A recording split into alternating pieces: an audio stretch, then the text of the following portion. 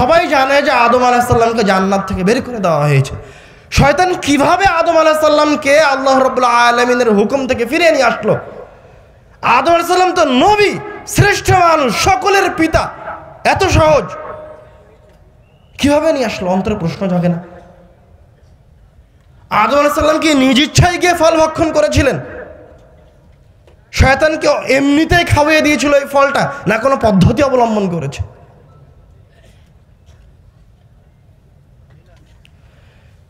যখন আল্লাহ রাব্বুল আলামিন আদম আলাইহিস সালাতু ওয়াস সালামকে বললেন তোমরা এই গাছের ফল ভক্ষণ করিও না, এই গাছের নিকটে আসিও না, আল্লাহর নির্দেশ।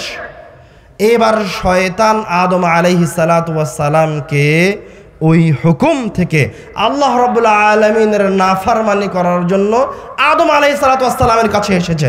কিভাবে এসেছে দেখেন। শয়তান যদি এসে আদম আলাইহিস সালামকে বলতো যে আমি ইবলিস, আমি শয়তান, আমি তোমাকে পথভ্রষ্ট করতে এসেছি, তো আদম আলাইহিস সালামকে শয়তানের কথা শুনতেন না, কোনোদিন শুনতেন না। শয়তান যদি আদম আলাইহিস সালামকে আবার ওই জায়গায় হত্যা করত তবুও শুনতেন না, কোনোদিনই শুনতেন না, মরে গেলেও শুনতেন না। এই জন্য শয়তান কি পথ অবলম্বন করেছে? আল্লাহ রাব্বুল আলামিন কুরআনুল কারীমে বলছে, শয়তান আদম আলাইহিস সালামের কাছে যখন আসলো, এসে বলছে ইন্নী লাকুমা লামিনান নাসিহিন, হে আদম, হে হাওয়া, শোনো, ইন্নী লাকুমা লামিনান নাসিহিন, আমি হচ্ছি তোমাদের দুইজনের জন্য নাসিহিন, উপদেশ দানকারী, আমি একজন উপদেষ্টা হয়ে তোমাদের কাছে এসেছি। শয়তান আদম আলাইহিস সালামকে সে পরিচয় দিচ্ছে তার, ইন্নী লাকুমা লামিনান নাসিহিন, আমি হচ্ছে একজন উপদেষ্টা, তোমাদেরকে নসিহত করতে এসেছি, তোমাদেরকে কল্যাণের দিকে আহ্বান করতে চাই। সুন্দর বেশ ধরে, ভদ্র মানুষের বেশ ধরে, ভদ্রতার বেশ ধরে শয়তান আদম আলাইহিস সালামকে এসে বলছে ইন্নী লাকুমা লামিনান নাসিহিন, আমি হচ্ছি তোমাদের জন্য উপদেষ্টা। এবার উপদেষ্টার কথা আদম আলাইহিস সালাম আর হাওয়া আলাইহিস সালাম শুনছে।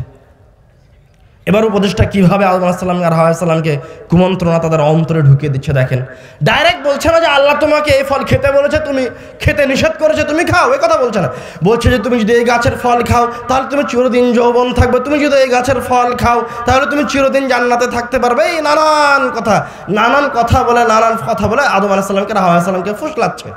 ওই ফলের ফজিলত বর্ণনা করছে একজন উপদেষ্টা সেজে এসে। তখন আদম আর হাওয়া আলাইহিস সালাম ওই গাছের ফল খেয়ে নিয়েছেন। যখন খাওয়া হয়ে গেছে আর যখন আল্লাহ রাব্বুল আলামিনের কাছ থেকে বাণী পৌঁছে গেল যে তুমি আমার কথার অমান্য করেছো, এবার আদম আলাইহিস সালাম বুঝতে পারলেন যে ইন্নী লাকুমা লামিনান নাসিহিন, ওই যে উপদেষ্টা এসেছিল ওই উপদেষ্টা আসলে উপদেষ্টা নয়, ওই কে? শয়তান। তো আপনি কি মনে করেছেন যে ওই ইবলিস মারা গেছে? ইবলিস মরে গেছে? ইবলিস তো কিয়ামত পর্যন্ত বেঁচে থাকার অফার নিয়ে এসেছে আল্লাহর কাছ থেকে। আপনার বয়স কত? 30 বছর, 20 বছর, 77 বছর, ধরে নিলাম 100 বছর।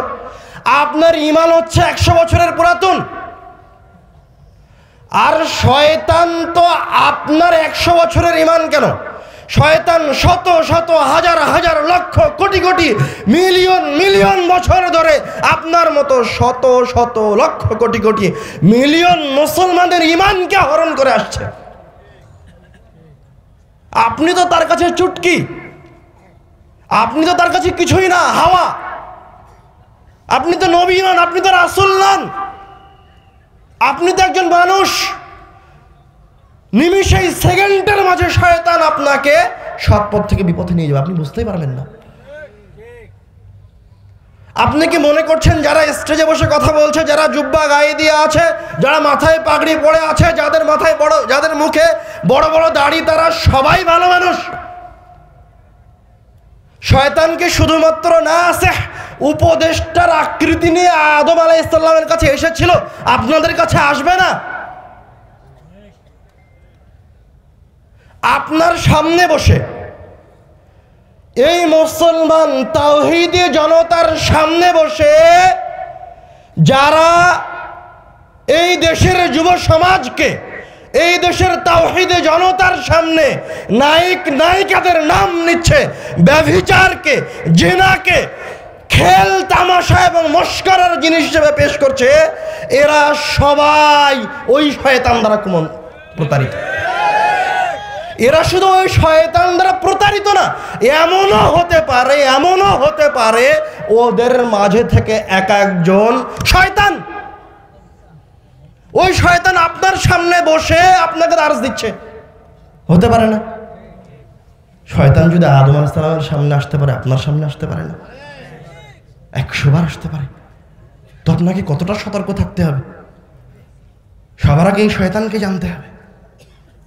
শয়তানকে না জানতে পারলে, শয়তানকে না বুঝতে পারলে বাঁচার উপায় নাই, কোনো উপায় নাই বাঁচার। শয়তান মিনিটে সেকেন্ডে আপনাকে পথভ্রষ্ট করে দিবে। এই জন্য রাসূল সাল্লাল্লাহু আলাইহি ওয়াসাল্লাম সদা সর্বদা শয়তান থেকে বেঁচে থাকার জন্য বলেছেন। আল্লাহ রাব্বুল আলামিন কুরআনুল কারীমে একাধিক জায়গায়, অসংখ্য জায়গায় শয়তানের কথা বলেছে। আজকের যুব সমাজের কি করার কথা ছিল, কোথায় থাকার কথা ছিল, যুব সমাজ আজকে কোথায় অবস্থান করছে দেখেন, আপনি নিজে দেখেন। ঈসা আলাইহিস সালাতু ওয়াস সালামের পর ঈসা আলাইহিস সালামকে যে আল্লাহ রাব্বুল আলামিন আসমানে উঠিয়ে নিলেন, তারপর আবার হাজারো বছর চেষ্টা করে শয়তান আইয়ামে জাহিলিয়াতের রচনা করেছিল। শয়তান বুঝিয়েছিল যে এই দেশের, শয়তান বুঝিয়েছিল যে মানুষের মাঝে থেকে যারা নারী আছে ওরা হচ্ছে বেচা কেনার জিনিস। ওরা বুঝিয়েছিল মাদক হচ্ছে আনন্দ আমেজের জিনিস। ওরা একটা আইয়ামে জাহিলিয়াত রচনা করেছিল।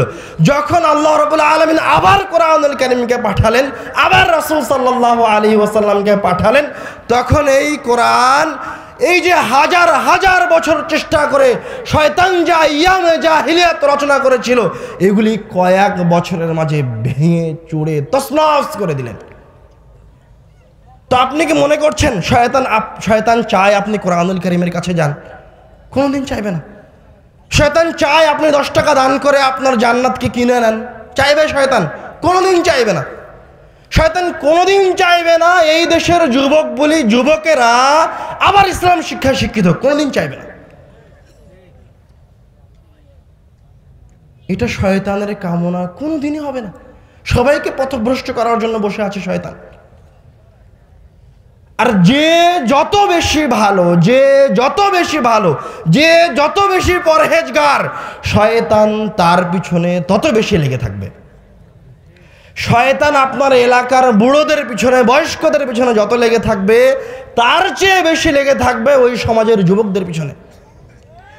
কেননা যুবকেরা দ্রুত হেদায়েত পায়। তার উদাহরণ নেবেন, রাসূল সাল্লাল্লাহু আলাইহি ওয়াসাল্লামের দাওয়াতে যারা ইসলাম গ্রহণ করেছে শুরুতে, সূচনায়, সবাই যুবক। যারা ইসলামের বিজয়ের পতাকা উড্ডীন করেছে সবাই যুবক। খালিদ সাইফুল্লাহ সবচেয়ে বড় বীর মুসলমানদের, তিনি যুবক, নওজোয়ান। আমর ইবনুল আস, যিনি মিশর বিজয় করেছেন, আফ্রিকার দরজাকে উন্মুক্ত করেছেন মুসলমানদের জন্য, উনি একজন টকবকে নওজোয়ান। তারেক বিন জিয়াদ, যিনি স্পেন জয় করার জন্য গেছেন, উনি একজন টকবকে নওজোয়ান। মোহাম্মদ বিন কাসেম, যিনি সিন্ধ দিয়ে পাক ভারতে প্রবেশ করেছেন, উনি 17 বছরের নওজোয়ান। সবাই যুবক। যুবকরা ইতিহাস লিখেছে, যুবকরা ইতিহাস লিপিবদ্ধ করেছে।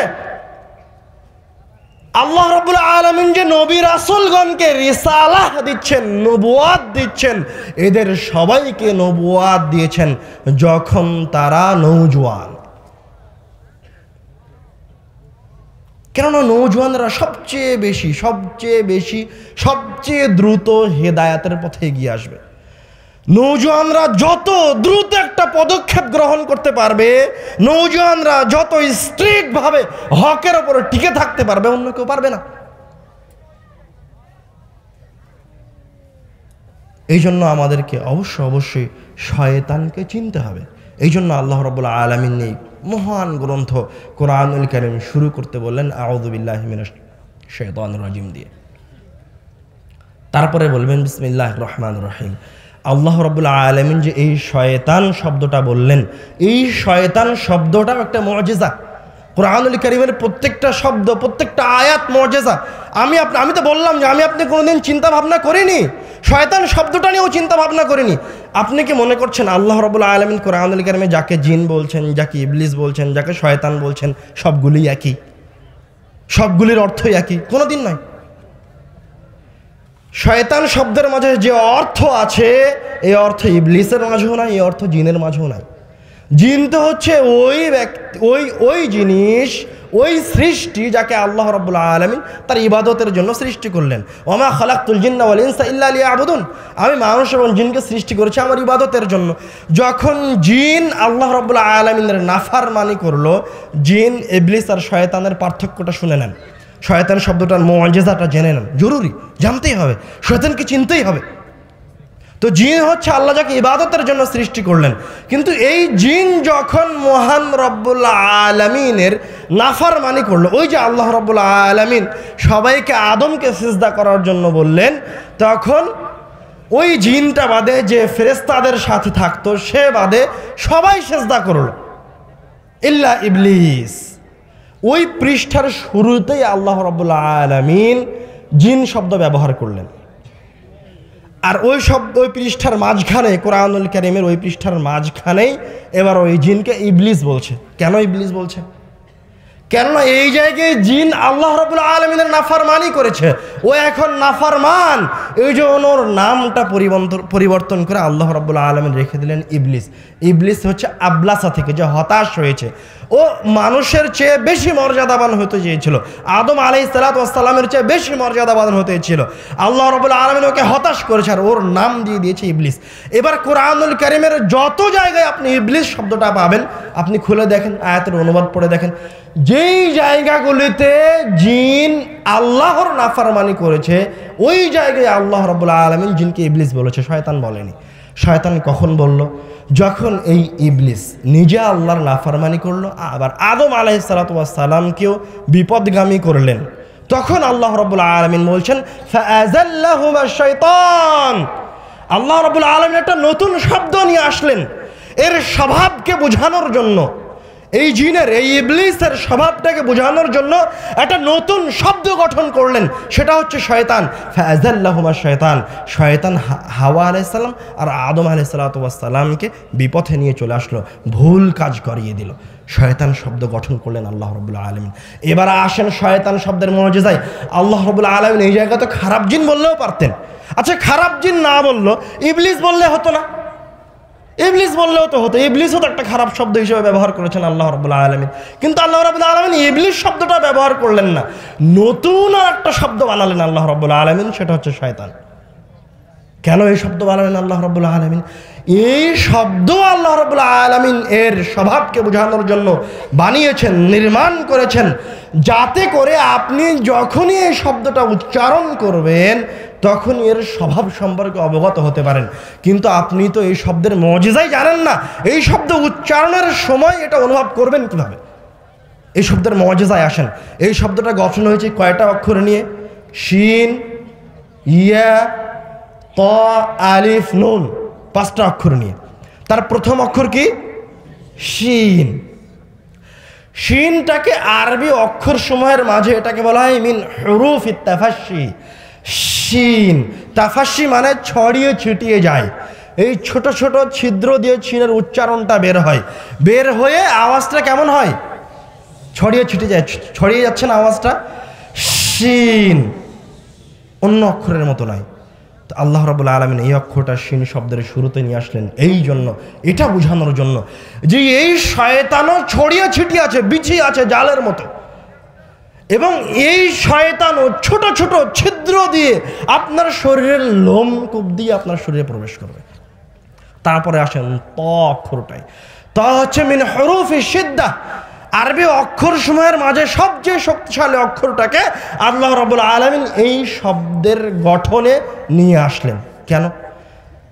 শাইতান, ত, যারা মাখরাজ বুঝে ওরা আরো ভালো বুঝতে পারবে, এই অক্ষর উচ্চারণ করতে শক্তি লাগে, সবচেয়ে শক্তিশালী অক্ষর।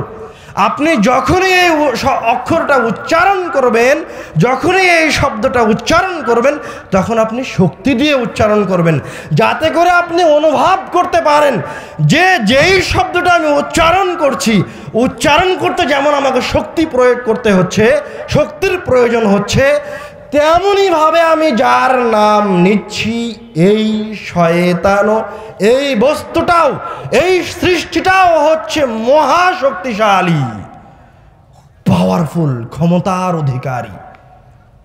তারপরে আসেন আলিফ ত আলিফ নুন। এই আলিফটাকে, এই মাদ্দের অক্ষরটাকে আরবি ভাষায় বলা হয় মিন হুরুফিল ইশবা। ইশবা মানে পরিতৃপ্ত, আসবা মানে পরিতৃপ্ত হয়েছে। আকালতু ওয়া শাবিআতু, আমি যখন খাই, খাওয়ার পর আমাদের পেটটা পরিপূর্ণ হয়ে যায় না, এর নাম হচ্ছে পরিতৃপ্ত হওয়া। তো আল্লাহ রাব্বুল আলামিন হুরুফুল ইশবা, এই আলিফটাকে এই জায়গায় নিয়ে এসেছেন কেন? কেন পরিতৃপ্ত হওয়ার অর্থ এই জায়গায় দিচ্ছেন এই শব্দের গঠনে? শাইতান, যাতে করে আপনি যখনই এই অক্ষরটা উচ্চারণ করবেন, তখনই যেন আপনার মাথায় এই অর্থটাও আসে যে আমি যার নাম নিচ্ছি ও হচ্ছে কুমন্ত্রণা দিয়ে ভরপুর, ও হচ্ছে শয়তানিতে ভরপুর, ওর মাঝে কোনো উপকার নাই, ও খারাপে, ভ্রষ্টতায়, কুমন্ত্রণায়, ন্যাক্কারজনক জিনিস দিয়ে ভর্তি করে রাখা আছে। এই জন্য ওর নাম রাখা হয়েছে শয়তান। ও ছড়িয়ে ছিটিয়ে থাকে, ছোট ছোট ছিদ্র দিয়ে প্রবেশ করে, ও হচ্ছে শক্তিশালী, ও হচ্ছে খারাপ দিয়ে পরিপূর্ণ। এই সবগুলি অর্থকে আল্লাহ রাব্বুল আলামিন এই একটা শব্দের মাঝে নিয়ে এসেছেন। এর নাম কোরআনুল কারীমের মুআজিজা। আমি আপনি তো কোনোদিন কোরআনুল কারীমের কোনো শব্দ নিয়ে, কোনো আয়াত নিয়ে চিন্তা ভাবনা করিনি। আপনারা কি শয়তান বুঝতে পেরেছেন? শয়তান বোঝা গেছে? স্পষ্ট হওয়া গেছে? খবরদার, কখনো কোনো সময় এই শয়তানকে ভুলে যাবেন না। শয়তানকে ভুলে গেলেই বিপদ, শয়তানকে ভুলে গেলেই আপনি বিপদগামী হয়ে যাবেন। এবার আসেন, যেই আলোচনা শুরু করতে যাচ্ছিলাম হামদ সানা দিয়ে, সেটা হচ্ছে আল্লাহ রাব্বুল আলামিন আসমান জমিনের মাঝে যত ইবাদতকে রেখেছেন, তার মাঝে সবচেয়ে ব্যতিক্রম ধর্মী এক স্বতন্ত্র বৈশিষ্ট্যের অধিকারী ইবাদতের নাম হচ্ছে দান সাদকা। আপনার কাছে দান সাদকা শব্দটা অনেক অনেক বেশি শুনেছেন, এটা আপনার কাছে অনেক স্বাভাবিক, কিন্তু মনোযোগ দিয়ে আলোচনা শুনেন, বুঝতে পারবেন এই দান সাদকা কোনো স্বাভাবিক জিনিস নয়, এক অস্বাভাবিক জিনিস। এর স্বতন্ত্র বৈশিষ্ট্য কি, এটা আগে জানে নেন, তাহলে মনোযোগ ধরে রাখতে সুবিধা হবে। দান এমন একটা ইবাদত, দান এমন একটা ইবাদত, দান এমন একটা স্বতন্ত্র ইবাদত, যেমন আপনি 2 রাকাত নফল সালাত আদায় করেছেন, তো 2 রাকাত নফল সালাত আদায় করলে আপনাকে কয় রাকাতের নেকি দেওয়া হবে? 2 রাকাতের নেকি দেওয়া হবে, ওখানেই শেষ। আপনি রমজানের 1 মাস সিয়াম পালন করলে কয় মাসের সিয়ামের নেকি হবে? 1 মাসের সিয়ামের নেকি হয়ে শেষ। একবার হজ করলে কয়টা হজের নেকি হবে? একটা হজের নেকি দিয়ে শেষ। কিন্তু দান এমন এক ব্যতিক্রম ধর্মী ইবাদত, এমন শক্তিশালী ইবাদত যে 1 টাকা আজকে দান করবেন, এই 1 টাকার বিনিময় কিয়ামত পর্যন্ত চলতে থাকবে। সুবহানাল্লাহ, এর নাম হচ্ছে দান। সকল ইবাদত থেকে স্বতন্ত্র শক্তির অধিকারী।